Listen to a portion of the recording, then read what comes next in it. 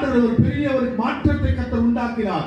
இது நடக்குமா நடக்காதா என்று கேள்விக்குறியோடு ஒருவேளை நீ நின்று கொண்டிருக்கலாம். ஆனால் என் ஆண்டவரை முன்வைத்து நான் சொல்லுகிறேன், எது உன் வாழ்க்கையில நடக்காது, இது நடந்தால் நல்லா இருக்கும் என்று நினைக்கிறாயோ, கர்த்தர் அதை நடத்த அவர் வல்லவராய் இருக்கிறார். ஆமென் சொல்லுங்க. அல்லேலூயா. 10 பேர் வந்து சொல்லுவா இது நடக்காதுன்னு, நீ கலங்க கூடாது. 10 பேர் நமக்கு முக்கியம் இல்ல, 10 பேர் நமக்கு அவசியம் இல்ல. 10 பேர்ல 100 பேர் வந்து சொன்னா கூட நீ கவலைப்படக்கூடாது. ஆனா யார் சொல்லணுமோ அவரு சொன்னா தான் நீ பயப்படணும். நம்ம ஆண்டவர் சொன்ன 10 பேர்ல 100 பேர்ல 1000 பேர்ல 10,000 பேர்ல உன் பக்கத்துல வந்து இது நடக்காதுன்னு சொன்னால் கர்த்தர் உனக்கு நடக்கும்னு சொன்னா அது யாராலும் தடை செய்ய முடியாது. முடியவே முடியாது.